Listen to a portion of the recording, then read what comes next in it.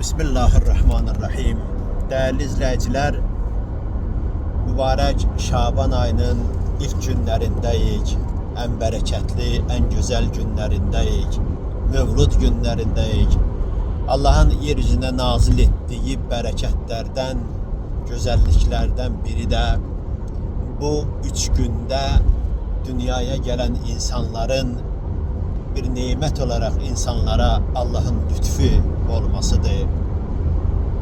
İmam Hüseyin Aleyhisselam, Ebelfez Aleyhisselam, İmam Zeynulabdin Aleyhisselam'ın mevlud günleridir.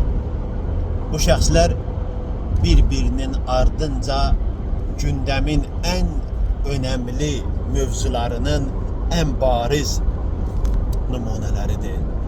İmam Hüseyin Aleyhisselam müqavimətin fəlsəfəsini insanlara açıqladı. Yani ondaki din, ondaki mənəviyyat, ondaki insaniyyət, ondaki əxlaq, onda namus, qeyrət əldən gedirdi. İmam öz növbəsində müqavimətin zərurətini ortalığa qoyaraq qiyam elədi, müqavimət göstərdi, ta o vaxta qədər ki Allah'ın dinini yaşatmış olsun. İmam Hüseyin Aleyhisselam'dan sonra itaətin en güzel nümunəsi Ebelfez Aleyhisselam'ın mevlud günüdür. Ebelfez Aleyhisselam o şücaətlə, o rəşadətlə, o dəyanətlə, o qeyrətlə, o güclə, o qüvvətlə bir dəfə də olsun Allah'ın itaətindən və Allah vəlisinin imamətin itaətindən boyun qaçırmadı. Hətta ona belə deyək ki, amannamə təqdim olunanda belə narahat oldu ki, mən harda bir şans vermişəm ki, bunlar bu cürəti mənə eləyiblər. Ona görə də Ebelfez Aleyhisselam itaətin bariz nümunəsidir. İmam Zeynulabdin Aleyhisselam isə ibadətin bariz nümunəsidir.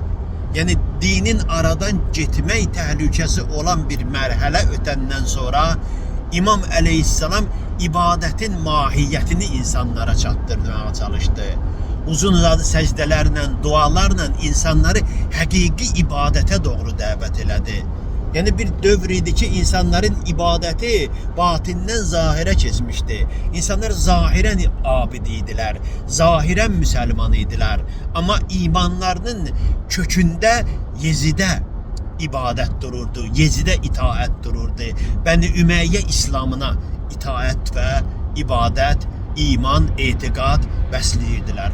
İmam Zeynulabdin Aleyhisselam xalis ibadəti ilə insanlara ibadətin nə olduğunu anlattı. Yəni İmam Hüseyin Aleyhisselam islah eləyirdi öz qiyamı ilə. İmam Zeynulabdin Aleyhisselam isə ixlas dərsi keçirdi öz ibadəti ilə. Allah Teala bizlərə bu mübarək şəxslərdən layiqli nümunə götürməyi nəsib eləsin. Bir daha bayramınız mübarək olsun.